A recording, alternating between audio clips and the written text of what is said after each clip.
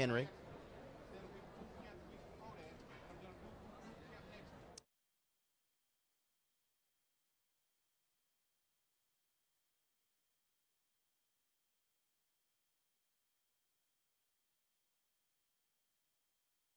Hear me now.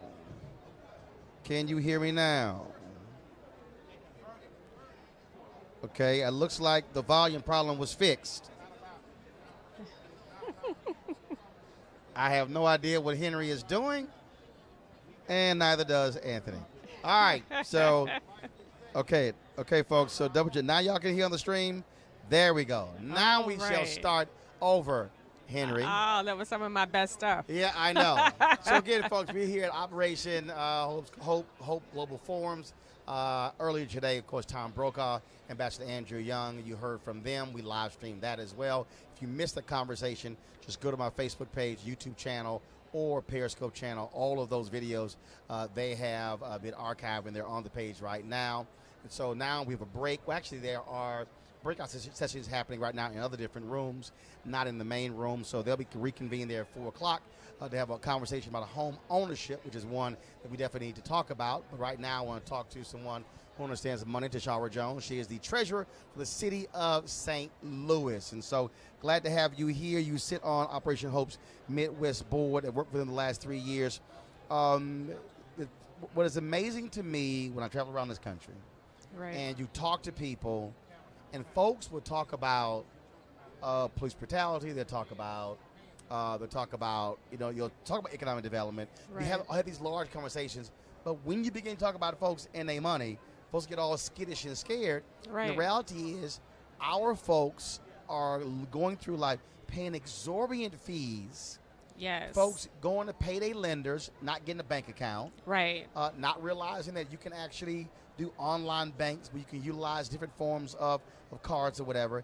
And we are throwing away thousands of dollars because we don't know. Exactly. It is expensive to be poor, and it is also expensive to be ignorant. When you don't know, you don't know. And then when you know better, you do better. So your credit score determines everything that you do in this world. It determines where you work, determines where you live, how much you pay for everything. And unless we talk about how to fix credit scores and how to also not pass down that burden to our children, we will continue to be, as Andrew Young says, economic slaves because we don't know the rules of capitalism. And when we talk, look, there are people right now who are in the military who cannot get promoted because their security clearance requires good credit. Exactly. And up until a few years ago, payday lenders were right around military bases. And they were the worst predators on our servicemen and women to make sure that they paid exorbitant fees when it came to short-term loans. Because as you and I both know, you can't get rich. People don't get rich working in the military, working for the government. I work for the government, and I'm not getting rich about it. But, I do make sure that my credit score is good, so I'm not paying, thousands of dollars in interest when I buy a car or buy a home.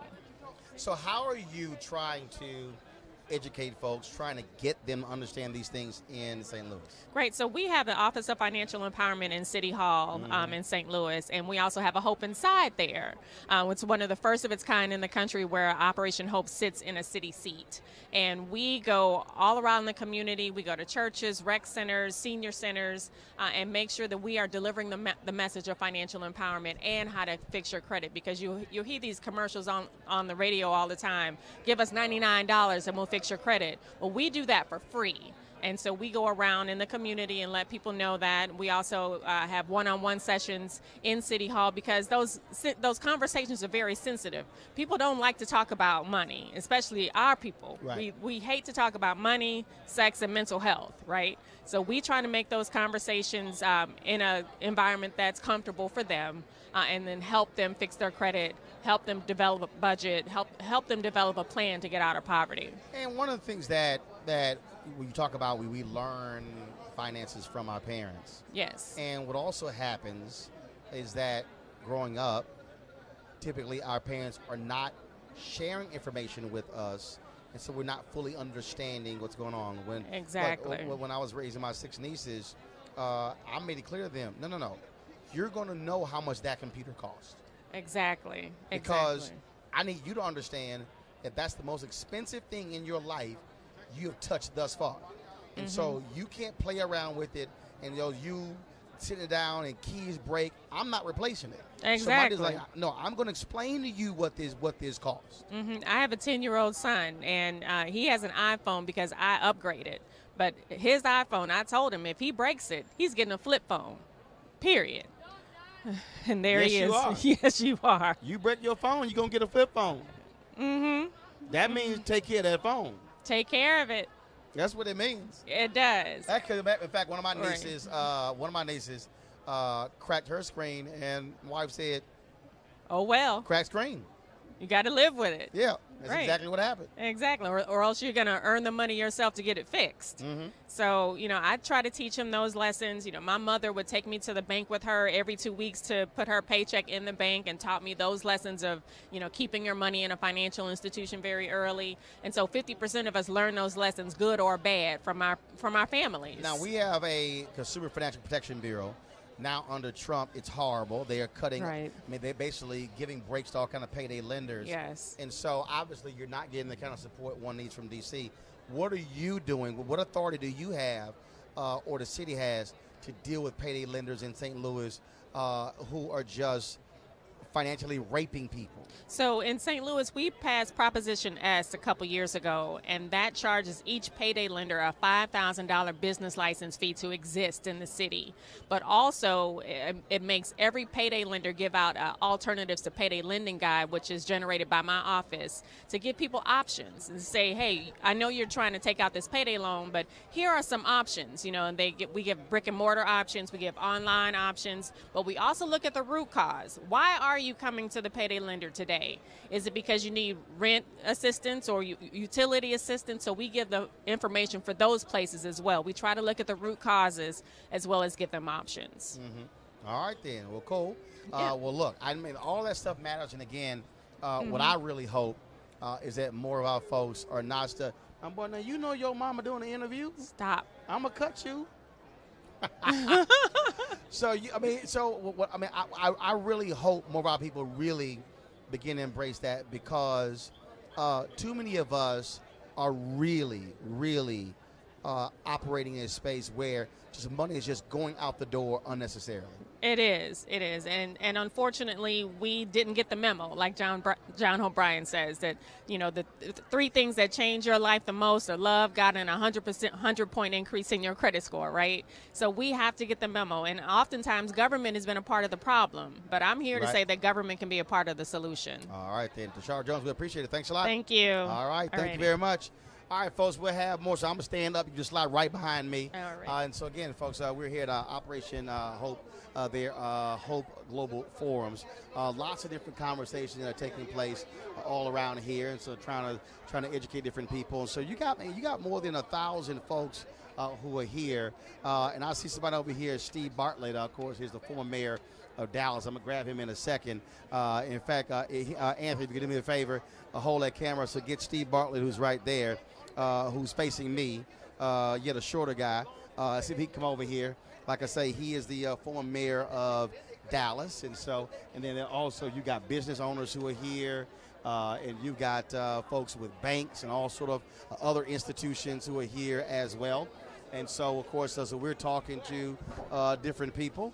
We're talking to different people, and that's what we're doing. We'll go ahead and stand up. Okay, it's cool. I got it. So, so he's going to come over here in a second. So we'll grab him, and so get his thoughts about being here, and sort of wisdom that he's able to share as well. And so, former Mayor Bartlett, how you doing? Hey, Roland. Good seeing you. Good seeing you. Grab that microphone right there. Star of stage and screen. I saw you last night with Reverend Jackson and Yeah. everybody called him Ambassador Young. Right. I was the mayor of Dallas, so I call him Mayor Young. Well, he's got a bunch of titles. Yeah, but mayor's he was mayor's a congressman. He was mayor. He was ambassador. He's a reverend. Yeah, so, but mayor is the highest title you can get. That's my opinion. So how's it going? Life is good. This is so a what great are you doing? conference. What are you doing these days? I call it strategic advisory work. I thought I was going to be a consultant, But I get into these big companies and they say, well, we've got people to be consultant. We need you to advise them on how to do it. So that's what I do. I'm doing a lot of banks, helping the banks on mostly compliance issues, on how to stay in compliance with all the new regulations. And then I'm on a board of a company that does some middle market lending. And then I do financial education like Operation Hope. What is the value of this conference? Oh, it is. So it brings people together who ordinarily don't get together. It brings it from the CEOs to the young entrepreneurs to the students to the middle managers to the community organizations. It brings everybody together to understand each other and think great thoughts. So this is a purpose-driven organization. The purpose is financial inclusion, and I think this conference says that we're all in this together. So we're not going to get financial inclusion unless we get everybody working on it. Are we also seeing corporations who are understanding that if your entire focus is about the shareholder value, right, you're losing sight of the fact that because, frankly, without those customers, right, you don't have shareholder value? Yeah, the right term I tell corporations, and they listen, like SunTrust has been a big sponsor here. I was just with Mutual Omaha Bank and others. As I say, the right word is stakeholder, okay? So yes, shareholders are a big stakeholder, but so are employees, so are customers, so is the community, so is the church on the corner. They're all stakeholders in the same thing together, and banks finance all of those things. One of what we're seeing also now, we are seeing cities who are, frankly, not getting much help from D.C. Right. Obviously, you see massive cuts left and right, even though folks, some law that we should $1.5 trillion tax reform bill, cities are saying, wait a minute, we're having problems when it comes to funding various initiatives. And so people are having to look to City Hall to get things done. Do you believe that mayors understand these issues, frankly, far better than state capitals and even folks in D.C.?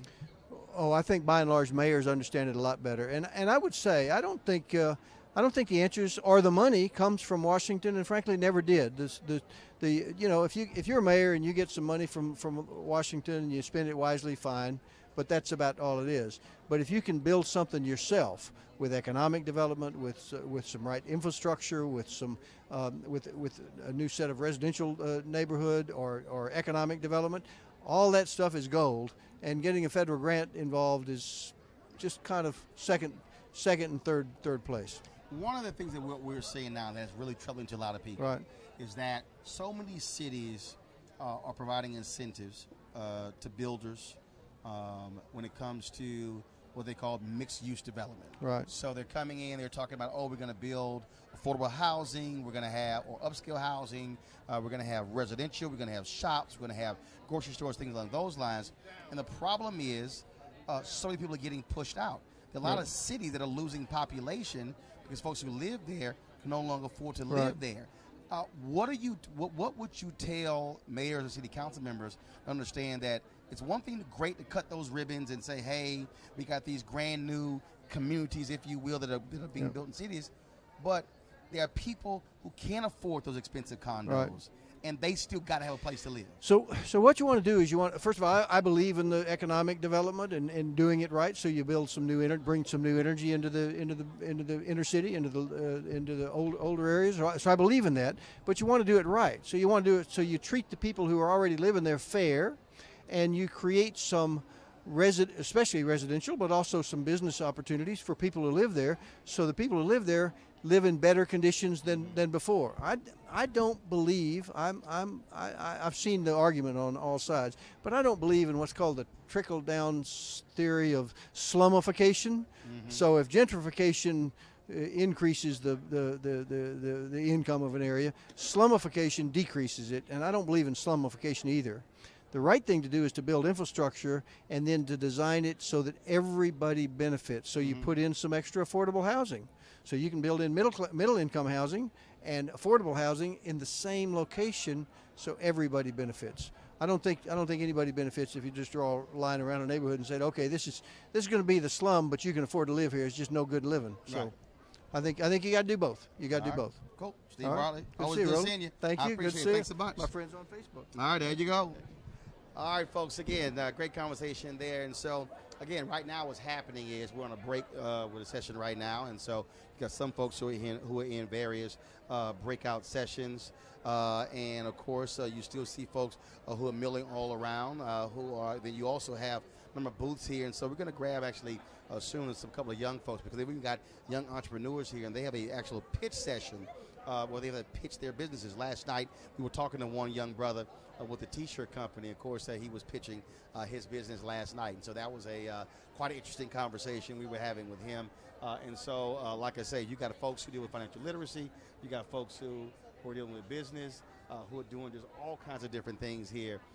And so, we're having a great time talking with these folks. And again, it's important because we have to be driving this conversation when it comes to financial literacy in our community, because like I said, the movie Hoodlum, when Lawrence Fishburne said, well, you don't know, you don't know. Unfortunately, too many of us, we don't know what is happening with finances in our community and finances in our household. And so do me a favor, I want you to go I want you to like Operation Hope's page on the Facebook. You can get lots of resources there. You can go to their website as well. John Hope Bryant has his book called The Memo, and where he says for African Americans, we never got the memo when it comes to capitalism. And as he said last night, he said the only way you can spend money as a socialist, you got to raise money as a capitalist. And so that's always his line there as well. And so, again, the afternoon session is going to begin about 4 o'clock. We're going to come back live at 4 o'clock to have that with you, discussion about home ownership. So until then, we'll take a break. We'll see you guys in about 30 or so minutes with more from Atlanta, the Marriott Marquis, for Operation Hope Global Forum. So I'll see you all in a bit.